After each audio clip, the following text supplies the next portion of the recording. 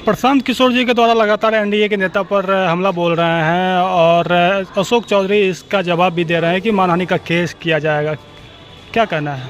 देखिए, हमारे प्रणेता प्रशांत किशोर जी जो वर्तमान मंत्री हैं उन पे ये हमला, आपके सोच रहे होंगे कि ये हमला है, लेकिन सच में आप ये चीज़ देखिए, उनके जो कार्यकाल के समय में जो इस तरह का धोखाधड़ी वो काम किए हैं और चाहे जिस तरह से जनता की पैसा को लूट करके अपने ज़मीन का वो कब्जा किए हैं, फ्लैट खरीदे हैं, तो ये सब जनता को बताना हमारा फ़र्ज है।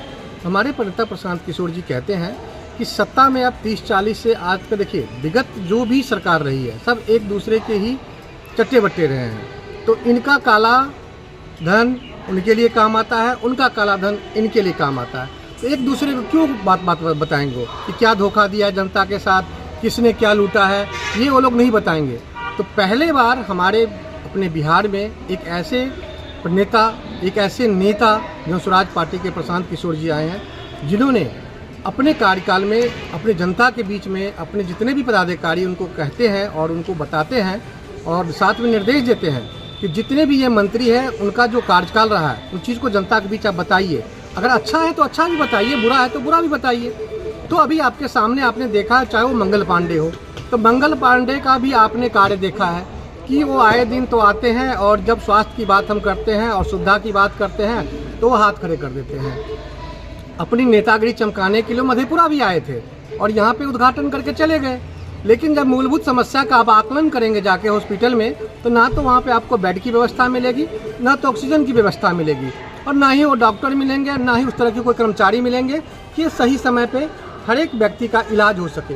तो किस बात का आप हॉस्पिटल का उद्घाटन करते हैं? तो कहीं ना कहीं ये चीज़ जनता के बीच में जानी चाहिए, जनता को पता होना चाहिए कि हमारे जो मंत्री हैं मंगल पांडे जी हैं वो काम कम ज़्यादा करते हैं और मीडिया के सामने ज़्यादा चेहरा चमकाने की बात करते हैं। इन्हीं सब बातों को लेकर के हम जनता के बीच में बताते हैं और हमारे प्रणेता कहते हैं कि जिसका जो कार्य है वो जनता को दिखना चाहिए। तो ये जो गतिविधि है आप देख लीजिए, अशोक चौधरी का, उनका भी प्रारूप आपके सामने दिखा है कि इन्हीं बीच में अभी तक में कितना जनता का पैसा को लूटा। 200 करोड़, 225 करोड़ का जो पैसा जनता का लूट करके उन्होंने फ्लैट खरीदा है, वो कहाँ से पैसा आया? अगर आपसे हम बोल रहे हैं जनता के बीच में, आप बोल रहे हैं रखने के लिए, पक्ष रखने के लिए, इसमें क्या हम बुरा कर रहे हैं? इससे बुरा मानने वाली तो बात है नहीं। आप गलत हैं, सही हैं तो आप बात बताइए ना। हम आप पे आरोप लगाते हैं कि ठीक है आपने इतना बड़ा घोटाला किया है, आपने फ्लैट कहाँ से खरीदा है, तो आप बताइए ना हमको। इसे बताने में आप हिचक क्यों रहे हैं? आप कहते हैं कि हम नहीं, हम कोर्ट को बताएंगे, हमारा पैसा यहाँ से कर्ज लेके आया। अरे भाई साहब, जहाँ से पैसा आया आप उसका हिसाब दे दीजिए, हमको मत दीजिए, आप कोर्ट में जाकर सबमिट कर दीजिए। नहीं होता है तो प्रेस कॉन्फ्रेंस कर बताए, जैसे प्रशांत जी हमारे कहते हैं। मैं आज जनता के बीच में कह रहा हूँ, आप मीडिया बंधु से अनुरोध कर रहा हूँ, वो आपको बुला के बता दे कि हाँ देखिए मेरा ये प्रारूप है, ये पैसा है और इसका उजागर हम कर रहे हैं। आपको बताने में संकोच नहीं है।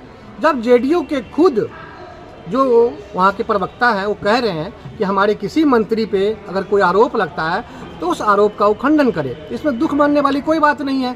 तो आप एक दूसरे पे प्रत्यारोप जो लगा रहे हैं उसका साक्ष्य भी हमारे पास है। हम ऐसे नहीं कर रहे हैं। आप हम पे मानहानि का एक केस कीजिए, 2 कीजिए। प्रशांत किशोर जी डरने वाले नहीं हैं। आपकी जो कार्यविधि होगी, गलत तरीके से आपने संपत्ति अगर अर्जित की है तो ये जनता के बीच में जाएगी और जनता आपको इसका, जनता के बीच में आपको जवाब देना होगा। अगर आप जवाब नहीं देंगे तो जनता इस बार आपको खदेड़ के भगाएगी। आप देखिएगा 2025 में कहीं भी आप मुंह दिखाने के लायक नहीं रहेंगे। इसी तरह संजय जायसवाल की बात मैं कर रहा हूँ, संजय जायसवाल की बात आप कर लिए, उनके ऊपर भी आरोप लगा है, तो क्यों बुरा मान रहे हो? अरे भाई साहब, आप पे आरोप लगा, आपका खंडन कीजिए। तो हम कहना चाहते हैं अपनी आम आवाम से, अपनी जनता से, और साथ ही हम मधेपुरा जिला के चुनाव प्रभारी हैं, तो मेरा ये कर्तव्य बनता है अपने प्रणेता की बातों को लेकर के, और जो ये भ्रष्ट मंत्री हैं, भ्रष्ट पदाधिकारी हैं, इनकी बातों को जनता के बीच में रखने के लिए। और मैं आपके माध्यम से जनता के बीच ये बातें रख रहा हूँ कि जितने भी ये चारों मंत्री हैं, इन चारों मंत्री को हिसाब देना होगा। और अगर आप हिसाब नहीं देते हैं इसका मतलब आप चोर हैं, भ्रष्ट हैं। और जनता अब जाग चुकी है और 2025 में जनसुराज पार्टी की जो मुहिम आई है, एक स्वच्छ राजनीति की, एक सुंदर राजनीति की, तो ये इन लोगों को पेट में दर्द हो रहा है। अगर हमारे प्रणेता अगर बात कर रहे हैं उच्च स्तरीय शिक्षा का, तो क्या बुरा कर रहे हैं मुझे आप बताइए। ये कौन सा गुनाह कर रहे हैं? हमारे बच्चों को शिक्षित होना कोई गुनाह है क्या? मेरा बच्चा अगर पढ़ लिख के रोजगार अगर करेगा, हमारे राज्य में करेगा, हमारे बीच में करेगा, ये कौन सा गुनाह की बात कर रहे हैं? हम फैक्ट्री स्थापित करने की अगर बात कर रहे हैं तो कौन सा गलत बात कर रहे हैं?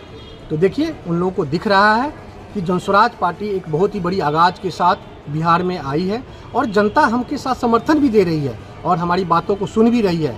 और मैं बता देना चाहता हूं मीडिया बंधु आपके माध्यम से कि जनता 2025 में परिवर्तन चाहती है और इस परिवर्तन में देखिएगा, इस बार ईवीएम पे जो बटन दबेगा वो स्कूल का वास्ता छाप होगा और जनसुराज पार्टी की विजय होगी।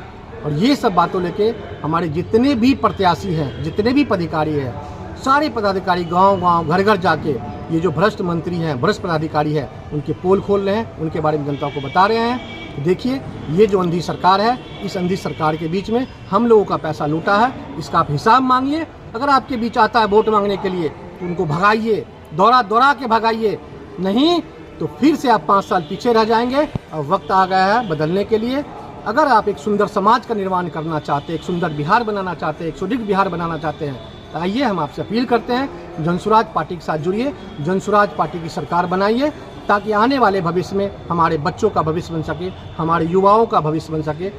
और इन्हीं सब बातों को लेकर हम जनता के बीच में जा रहे हैं। और आज आपके माध्यम से हम आगाज कर रहे हैं मधेपुरा वासियों के साथ, पूरे बिहार वासियों को, कि आइए जगिए, अब वक्त आ गया है बदलाव का। और इस बदलाव के मुहिम में हमारे साथ चलिए और जनसुराज पार्टी को विजयी बनाइए। परिचय क्या हुआ? रंजित कुमार, जिला चुनाव प्रभारी, मधेपुरा।